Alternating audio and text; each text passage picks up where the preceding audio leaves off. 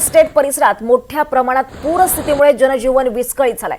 इथल्या लक्ष्मी निवास या इमारतीमधील अजित सोनी आणि त्यांची पत्नी राहत असलेल्या घरात पाणी शिरलंय आणि त्यांचे मोठ्या प्रमाणात हाल झाले आहेत। या परिस्थितीमुळे झालेल्या एकूणच परिस्थितीचा आढावा घेतला आमचे प्रतिनिधी मनोज सातवे यांनी। विरार पश्चिमेच्या एमबी इस्टेट परिसरातल्या कृष्ण निवास या इमारतीमध्ये मी आहे आणि ही परिस्थिती पाहू शकताय।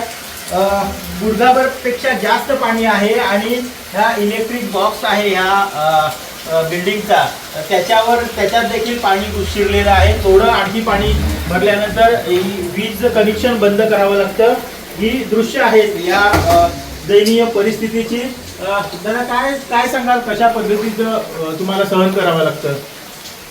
सहन तर म्हणजे त्रास तर आहे तिकडे। आता समजा मीटर बॉक्स तर आम्हाला म्हणजे धोकाच आहे। उद्या जर काय उद्या कुठे लहान मुलं आहे तर काय उद्या काय झालं तर मग त्याला कोण जबाबदार आहे?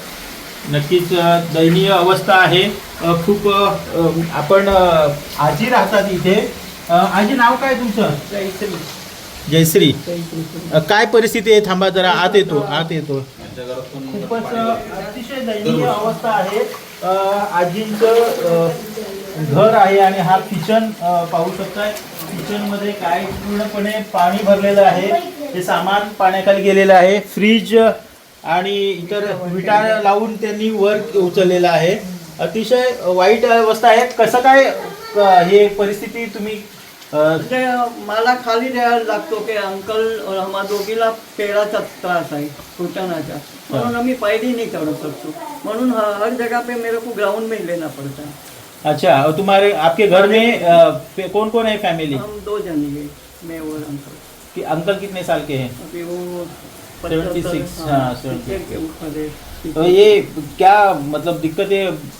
ऐसे ही हर साल ऐसे ही भाड़े पे रहते हैं, हर साल ऐसे ही?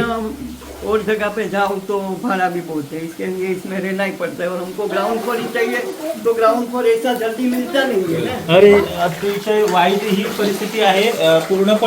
पूर्ण घरामध्ये पाणी शिरलेलं आहे आणि आजोबा आहेत या घरचे। संडास आणि बाथरूम मध्ये पण पाणी शिरलंय। संडास आणि बाथरूम मध्ये पण पाणी शिरलेलं आहे। संडास बाहेर येत आहे। अरे बापरे, संडास पण बाहेर येत आहे, बघा तुम्ही। संडास आणि बाथरूम पण भरलेलं आहे। किती वर्षांपासून ही परिस्थिती आहे?